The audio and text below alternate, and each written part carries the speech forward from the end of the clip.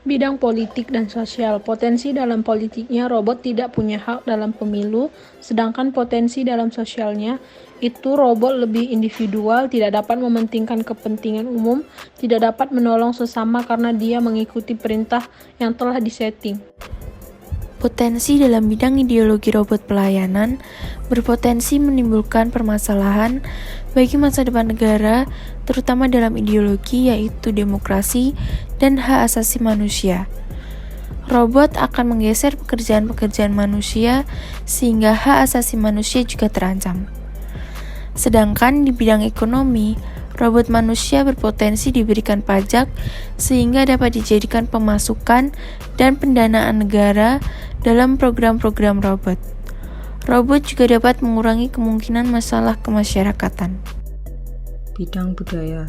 Potensi robot dalam budaya itu menghilangkan budaya sopan santun seperti tidak ada lagi kata tolong, terima kasih, dan menghormati sesama.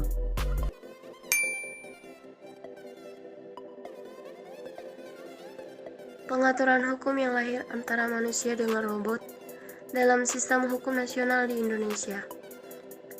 Indonesia merupakan negara hukum civil law, di mana bentuk hukumnya tidak dapat berupa perintah dari pemimpin negara, tetapi harus melalui perumusan yang nantinya akan ditetapkan menjadi undang-undang.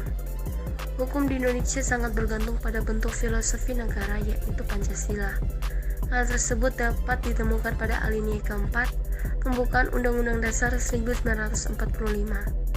Apabila robot ini mengalami error sistem, solusinya maka yang akan disalahkan adalah pembuat atau yang memproduksi robot itu sendiri. Sehingga memproduksi dalam hal ini badan hukum atau manusia itu yang harus bertanggung jawab.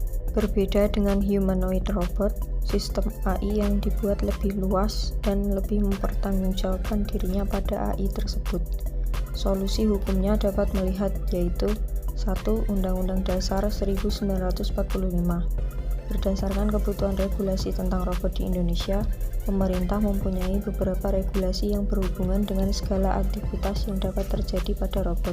Di antaranya, 1. Undang-Undang Dasar 1945, 2. Undang-Undang Nomor 19 Tahun 2016 tentang perubahan atas Undang-Undang Nomor 11 Tahun 2008 tentang informasi dan transaksi elektronik, 3. Undang-Undang Nomor 11 Tahun 2019 tentang Sistem Nasional Ilmu Pengetahuan dan Ilmu Teknologi, 4. Peraturan Presiden Nomor 74 Tahun 2019 tentang Badan Riset dan Inovasi Nasional, 5. RUU Perlindungan Data Pribadi, 6. Badan Penelitian dan Pengkajian Teknologi atau BPPT.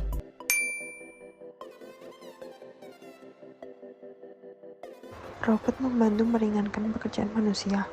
Berbagai macam robot dibuat dan setiap robot memiliki kemampuannya masing-masing. Tidak punya rasa bosan, lelah, emosi, tidak seperti manusia saat bekerja. Robot tidak akan diam, tidak melaksanakan perintah atau berkata, robot akan terus bekerja tanpa henti. Karena robot sudah diprogram untuk bekerja terus-menerus hingga energinya habis. Diberhentikan jika ada perintah berhenti atau ada perangkat yang rusak. Robot mudah dan cepat dalam perbaikan. Manusia membutuhkan waktu lama untuk bisa sembuh dari cedera. Robot hanya perlu ganti suku cadang dan bisa baik lagi saat itu juga. Ketika error, robot hanya perlu di-reset atau program ulang. Dampak negatif. Yang pertama, krisis energi. Robot bisa hidup menggunakan listrik dan manusia juga sangat membutuhkan listrik.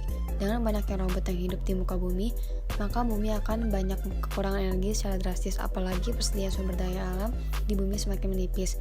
Yang kedua, sempitnya lapangan kerja.